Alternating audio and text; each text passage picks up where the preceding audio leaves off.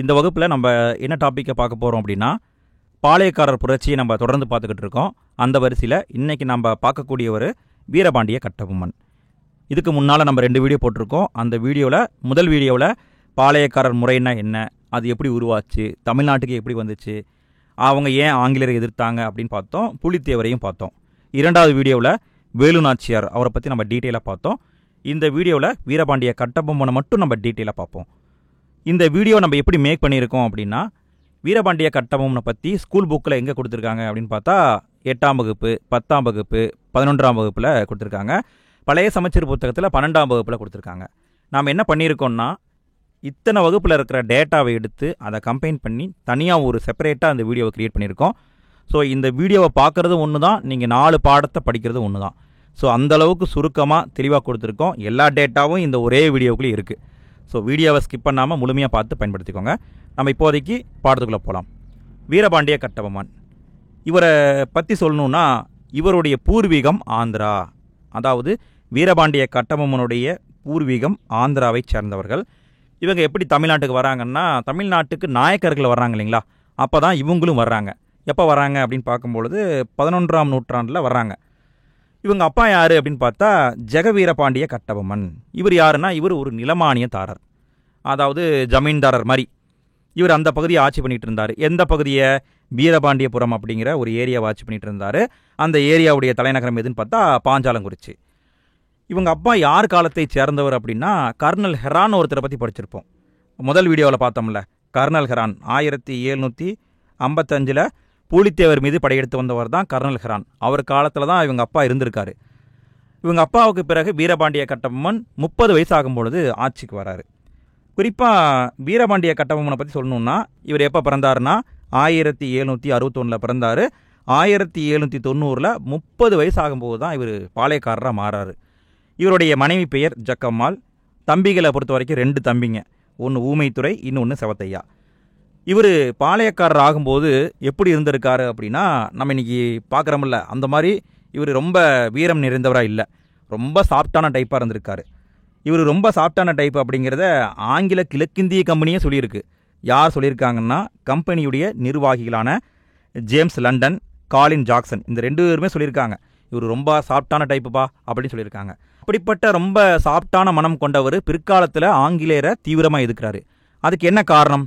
இவங்களுக்குள்ள ஏன் சண்டை வருது அப்படின்னா, அங்கே தான் ஒரு உடன்படிக்கை இருக்குது. என்ன உடன்படிக்கைனா, கர்நாடக உடன்படிக்கை. 1781 போடப்பட்ட உடன்படிக்கை. இந்த உடன்படிக்கையை யார் போட்டுக்கிட்டாங்க அப்படின்னா, ஆங்கில கிழக்கிந்திய கம்பெனியும் ஆற்காடு நவாப்பும் போட்டுட்டாங்க. ஆற்காடு நவாப்பு அப்போ சும்மா இல்லை, அவர் என்ன பண்ணியிருக்காருன்னா, சுற்றி இருக்கவங்க கூட சண்டை போட்டுக்கிட்டே இருந்திருக்காரு. அப்போ இருந்தவர் யாருன்னா, மைசூருடைய திப்பு சுல்தான். திப்பு சுல்தானும் ஆற்காடு நவாப்பும் தொடர்ந்து சண்டை போட்டுக்கிட்டே இருந்தாங்க. சண்டையில் ஏகப்பட்ட காசு செலவாயிடுச்சு. அதனால் வேறு வழி இல்லை. இவர் என்ன பண்ணுறாரு, ஆற்காடு நவாப்பு ஆங்கில கிழக்கிந்திய கம்பெனிகிட்ட காசு வாங்குறாரு. காசை வாங்கிட்டு அதை திருப்பி கொடுக்க முடியல. திருப்பி கொடுக்க முடியலங்கும் போது என்ன பண்ணுறாருனா, அதாவது இந்த கர்நாடக பகுதி, கர்நாடகம்னா மொத்த தமிழ்நாடு ப்ளஸ் கர்நாடகா 2 சேர்ந்தது தான் கர்நாடக பகுதின்னு சொல்லுவாங்க. இந்த ஏரியாவிலலாம் வரியை வசூலிக்கிற உரிமையை நான் உனக்கே கொடுத்துட்றேன், நீயே வரியை வசூல் பண்ணிக்கோ, வசூல் பண்ணிவிட்டு எனக்கு கொஞ்சத்தை கொடுத்துரு அப்படின்னு சொல்லிட்டு வரியை வசூல் பண்ணும் உரிமையை ஆங்கிலேயருக்கு எழுதி கொடுத்துட்டாரு ஆற்காடு நவாப்பு. இதுதான் சண்டைக்கு மெயின் ரீசனு. இந்த ஆங்கில கிழக்கிந்திய கம்பெனி என்ன பண்ணுறாங்கன்னா, அவங்களும் ஒவ்வொரு பாளையத்திலும் வரியை வசூல் பண்ண ஒரு முகவர், அதாவது ஒரு ஏஜெண்ட்டை அப்பாயின்மெண்ட் பண்ணுறாங்க. ஏஜெண்ட்டை அப்பாயின்மெண்ட் பண்ணி வரியை வசூல் பண்ணுறாங்க. வசூலிக்கிற வரியில் 6ல் 1 பங்கை ஆற்காட்டு நவாப்புக்கு கொடுத்துட்டு மீதி காசை இவங்க வச்சுக்கிறாங்க. இப்படி போகும்பொழுது என்ன ஆச்சு அப்படின்னா, நம்ம பாளையக்காரர் இருக்காங்க பார்த்தீங்களா, அவங்கெல்லாம் இந்த வரியை வசூல் பண்ணுறதுல ரொம்ப பின்தங்கி இருந்தாங்க. ஏன்னா அப்போ வறட்சி இந்த மாதிரிலாம் இருந்தது. ஸோ வரியை வசூல் பண்ணுறதுல ரொம்ப கஷ்டமாக இருந்தது. அப்போ இந்த ஆங்கில கிழக்கிந்திய கம்பெனி என்ன பண்ணியிருக்காங்கன்னா, டார்ச்சர் பண்ணி வரியை கொடுன்னு கேட்டிருக்காங்க. அதனால தான் சண்டை போட்டிருக்காங்க. குறிப்பாக என்ன இருக்குது அப்படின்னு பார்க்கும்பொழுது, வீரபாண்டிய கட்டபொம்மன் இவர் ஆங்கில கிழக்கிந்திய கம்பெனிக்கு காசை கொடுக்கணும். எவ்வளோ காசை கொடுக்கணும்னா, 1798 மே 31 நிலவரப்படி இவர் 3300 பக்கோடா காசை கொடுக்கணும். இவளுக்கு காசை பெண்டிங் வச்சுருந்தார். உடனே அப்போ ராமநாதபுரத்துடைய ஆட்சியாளராக இருந்த ஜாக்சன் துரை அப்படிங்கிறவன் என்ன பண்ணுறான்னா, ஒரு லெட்டரை போடுறான்.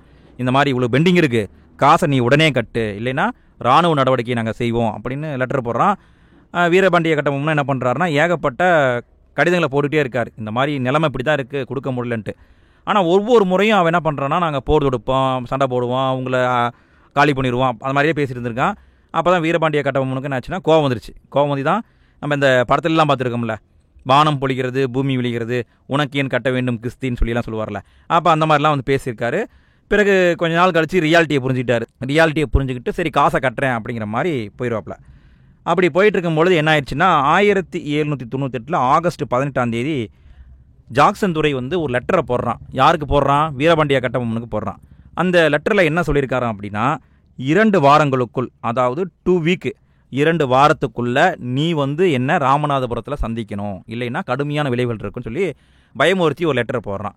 வீரபாண்டிய கட்டபொம்மனுக்கும் வந்து சண்டை போடுறதுல விருப்பம் இல்லை. சரி போய் என்னென்னு தான் பேசி பார்ப்போம் அப்படின்னு சொல்லிட்டு இவர் வந்து கிளம்புறாரு. இந்த ஜாக்சன் இருக்கான் பார்த்தீங்களா, அவன் வந்து இவ்வளோ ஒரு வில்லங்கமான ஆள் பாருங்க. இவரை வர சொல்லிட்டு அவன் திருநெல்வேலி சுற்றுப்பயணம் அப்படின்னு சொல்லிட்டு கிளம்பிட்டான். ஏன் கிளம்பிட்டான் அப்படின்னா, இவன் வந்து நம்ம உடனே பார்க்கணுமா, இவனை வந்து நம்ம அலக்கழிப்போம் அப்படிங்கிற ஒரு எண்ணம் தான். இவனை வந்து பார்க்குறதுக்கு வீரபாண்டிய கட்டபொம்மனும் போகிறாரு. அவன் போன இடத்துக்கெல்லாம் போகிறாரு. எங்கே போகிறாரு? குற்றாலம் போகிறாரு, ஸ்ரீவில்லிபுத்தூர் போகிறாரு, எல்லா இடத்துக்கும் போகிறாரு. ஆனால் அங்கே என்ன சொல்கிறாங்கன்னா, இங்கெல்லாம் பார்க்க முடியாது, நீங்கள் ராமநாதபுரத்துக்கு தான் பார்க்க முடியும் அப்படின்னு சொல்கிறாங்க. இவன் ராமநாதபுரத்துக்கு எப்போ போவானே கட்டபொம்மனுக்கும் தெரியாது. ஸோ அவர் என்ன பண்ணுறாருன்னா, இவன் போகிற இடத்துக்கெல்லாம் ஃபாலோ பண்ணிட்டே போயிட்டுருக்காரு. கிட்டத்தட்ட 23 நாட்கள், அதாவது 400 மைல் தூரம் வந்து பின்தொடர்ந்து போயிட்டே இருக்காரு. ஃபைனலாக 1798 செப்டம்பர் 19 தான் ஜாக்சன் ராமநாதபுரத்துக்கு போகிறான். அன்னைக்கே பார்க்கறதுக்கு அப்பாயின்மெண்ட் கொடுக்குறான்.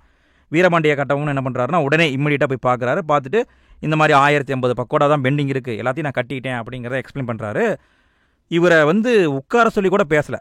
3 மணி நேரம் என்ன பண்ணியிருக்கான்னா, நிற்க வச்சே பேசியிருக்கான். வீரபாண்டிய கட்டபொம்மன் கூட யார் போயிருக்காங்க அப்படின்னு பார்க்கும்பொழுது, அவருடைய அமைச்சரான சிவசுப்பிரமணியனார் அப்படிங்கிறவரும் போயிருக்காரு.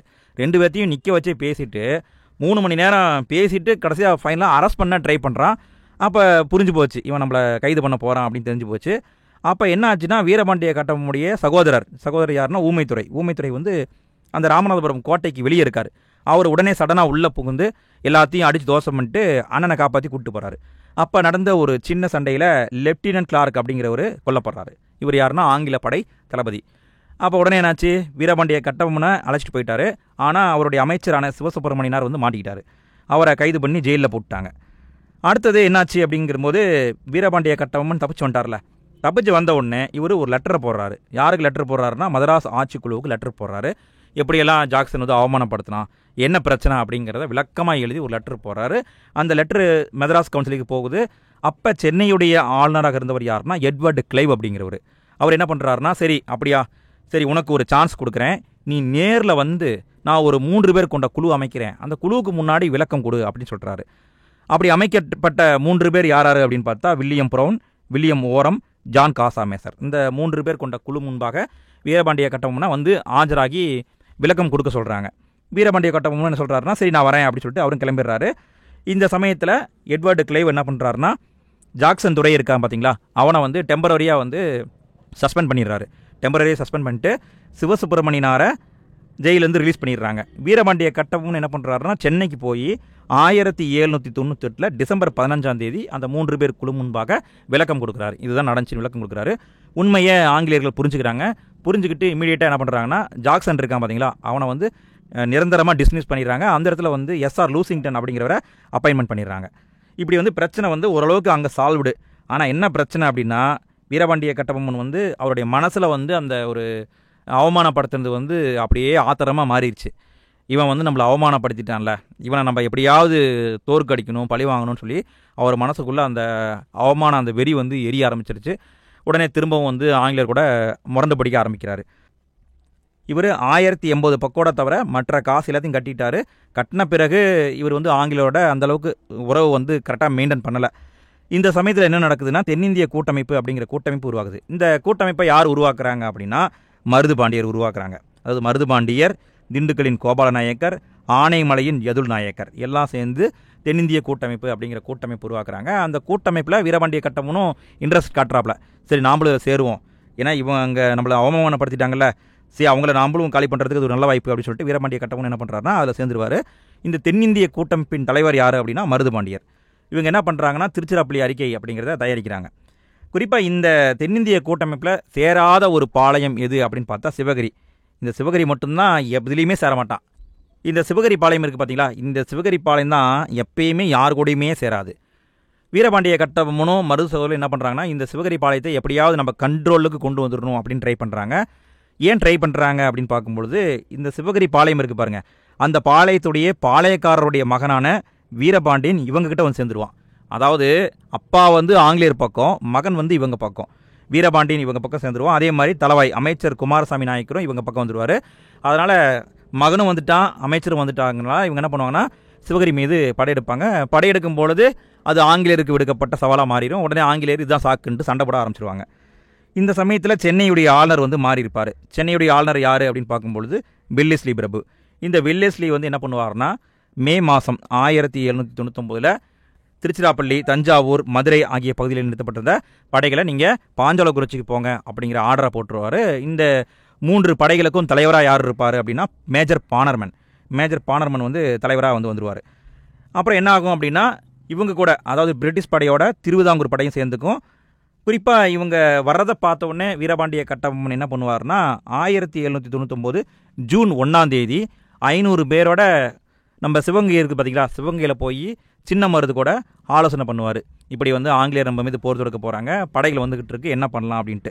எங்கே மீட் பண்ணி ஆலோசனை பண்ணுவாங்க அப்படிங்கிற இடத்த பார்த்துக்கோங்க. பழையனாறு, இந்த இடம் வந்து ரொம்ப முக்கியமான இடம். பழையனாறு அப்படிங்கிற இடத்துல வந்து மீட் பண்ணி இவங்க பேசுவாங்க. பேசிட்டு முடிவாக மருது சகோதரர் என்ன பண்ணுவாங்கன்னா, சரி நாங்கள் ஒரு 500 பேரை தாரோம், நீங்கள் ஒரு 500 பேரை கூட்டிகிட்டு போங்க அப்படின்னு சொல்லிட்டு சிவகங்கையிலேருந்து ஒரு 500 பேரை வந்து பாஞ்சாலங்குறிச்சிக்கு அனுப்புவாங்க. அடுத்து என்ன ஆகும்னா, ஆங்கில படை பாஞ்சாலங்குறிச்சியை சுற்றி ரவுண்டு பண்ணிடும். ரவுண்டு பண்ண உடனே கட்டபொம்மனுக்கு கெடு விதிப்பாங்க. என்னைக்கு கெடு விதித்தாங்க அப்படிங்கிறது முக்கியம், பார்த்துக்கோங்க. 1799 செப்டம்பர் 1 கெடு விதிப்பாங்க. அதாவது இந்த டேட்டில் நீங்கள் வந்து சரண்டர் ஆயிருங்க, நாங்கள் வந்து சண்டை போட மாட்டோம் அப்படின்னு சொல்லுவாங்க. ஆனால் கட்டபொம்மன் சரண்டைய மாட்டார். சரணடையில் அப்படிங்கிறதுனால பானர்மன் என்ன பண்ணுவான்னா, முழு படையையும், அதாவது அது வரைக்கும் கொஞ்சம் கம்மியான படை தான் இருந்திருக்கும், ஆனால் முழு படையையும் 1799 செப்டம்பர் 5 கொண்டாந்து நிப்பாட்டுருவான். கோட்டையை ரவுண்டு பண்ணிட்டாங்க. ரவுண்டு பண்ணிவிட்டு கோட்டையுடைய தொடர்பு எல்லாத்தையும் கட் பண்ணிடுவாங்க. வெளியும் போக முடியாது, உள்ளேயும் போக முடியாதுங்கிற அளவுக்கு பண்ணிடுவாங்க. வீரபாண்டிய கட்டபொம்மனுடைய கோட்டை எப்படி இருக்கும்னா, 500 அடி நீளம், 300 அடி அகலத்தால் மண்ணால் கட்டப்பட்ட ஒரு கோட்டை. மண்ணால் கட்டப்பட்டது அப்படிங்கிறதுனால ரொம்ப ஸ்ட்ராங்கெல்லாம் இருக்காது. ஸோ என்ன பண்ணுவாங்கன்னா, கோட்டையை ரவுண்ட் அப் பண்ணிட்டாங்க. அப்பையும் கட்டபொம்மன் ஒத்துக்கலை. அப்போ பானர்மன் என்ன பண்ணுவான் அப்படின்னா, ராமலிங்கர் அப்படிங்கிற ஒருத்தர் இருப்பார். அந்த ராமலிங்கரை தூதா அனுப்புவான். சரி நீங்கள் போய் பேசிட்டு வாங்க அப்படின்னு சொல்லி ராமலிங்கரை தூதா அனுப்புவான். ராமலிங்கர் உள்ளே வந்தவன் சமாதான பேச்சுவார்த்தையெல்லாம் நடத்தலை, அந்தளவுக்கெல்லாம் ஒன்றும் நடத்தலை. இவன் கோட்டைக்குள்ளே என்ன இருக்குது, ஏது இருக்குது, ஆளுங்க எத்தனை பேர் இருக்கிறாங்க, எத்தனை நாள் தாக்கு பிடிக்கும் அப்படிங்கிற விஷயத்தெல்லாம் தெரிஞ்சுட்டு போய் பானர்மன்ட்ட சொல்லிடுவான். அதை வச்சுக்கிட்டு பானர்மன் வந்து தாக்குதல் உத்திவியை வந்து வடிவமைச்சிருவான். சரி இப்படி தான் நம்ம சண்டை போடணும் அப்படிங்கிற ஐடியா பண்ணிடுவான். உடனே சண்டை வந்து மும்முரமாக ஆரம்பிக்கும். ஃபைனலாக என்ன ஆகும்னா, மண்ணால் கட்டப்பட்ட கோட்டை அப்படிங்கிறதுனால ரொம்ப தாக்கு பிடிக்க முடியாது. அப்படிங்கிறதுனால கோட்டை வந்து ரொம்ப பலவீனமாயிரும். அப்போ கோட்டைக்குள்ள அந்த வீரர்கள்லாம் என்ன பண்ணுவாங்கன்னா, வெளியே போய் காடல்குடி அப்படிங்கிற இடத்துக்கு போய் தங்கிடுவாங்க. அங்கே போயிடுவாங்க, வெளியே போயிடுவாங்க, கோட்டையை விட்டு வெளியே போயிடுவாங்க. உடனே வந்து கட்டபொம்மன் ஒரு பக்கம் போயிடுவார், அமைச்சர் ஒரு பக்கம் போயிடுவார். அமைச்சர் எங்கே போவார்னா, கல்லர்பட்டிக்கு போயிடுவார். கட்டபொம்மனுடைய அமைச்சர் சிவசுப்பிரமணியனார் கல்லர்பட்டிக்கு போயிடுவார். அங்கே வந்து சண்டை நடக்கும். அப்போ அவரை பிடிச்சிருவாங்க. அடுத்தது வீரபாண்டிய கட்டபொம்மன் எங்கே போவார்னா, புதுக்கோட்டையிலேருந்து களப்பூர் காடுக்கு போயிடுவார். அவரையும் பிடிச்சிருவாங்க. முதல்ல என்ன பண்ணுறாங்க அப்படின்னா, இவருடைய அமைச்சர் இருக்கார் பாருங்க, இந்த சிவசுப்பிரமணியனார், இவரை கைது பண்ணி நாகலாபுரத்தில் தூக்கில் போட்டுருவாங்க. முதல்ல கொள்றது யாரை? அமைச்சரை தான் கொள்கிறாங்க. அடுத்தது வீரபாண்டிய கட்டபொம்மன் என்ன பண்ணுறாரு, புதுக்கோட்டைக்கு களப்பூர் காட்டுக்கு போயிட்டாரு. களப்பூர் காட்டில் இருந்த அவரை புதுக்கோட்டை அரசனாக இருந்த விஜய ரகுநாத தொண்டைமான் அப்படிங்கிற அரசன் வந்து கட்டபொம்மனை பிடிச்சி ஆங்கிலேயர்கிட்ட ஒப்படைச்சிருவான். ஃபைனலாக என்ன நடக்கும்னா, 1799 அக்டோபர் 16 கயத்தாறு அப்படிங்கிற இடத்துல இருக்கிற பழைய கோட்டை ஒன்று இருக்கும். அந்த கோட்டைக்கு முன்னாடி இருந்த ஒரு புளிய மரத்தில் வீரபாண்டிய கட்டபொம்மனை தூக்கில் போட்டுருவாங்க. இதுதாங்க கட்டபொம்மனுடைய வரலாறு. அடுத்தது இன்னும் என்ன இருக்குது அப்படின்னா, வீரபாண்டிய கட்டபொம்மனுடைய சகோதரர்கள் என்ன ஆனாங்க அப்படிங்கிறத பார்க்க போகிறோம். வீரபாண்டிய கட்டபொம்மன் இறந்த பிறகு அவங்க மருது சகோதரர்கிட்ட போய் அடைக்கலமாகறாங்க. ஃபைனலாக அவங்களும் வந்து தென்னிந்திய புரட்சியில் வந்து கலந்துக்கிறாங்க.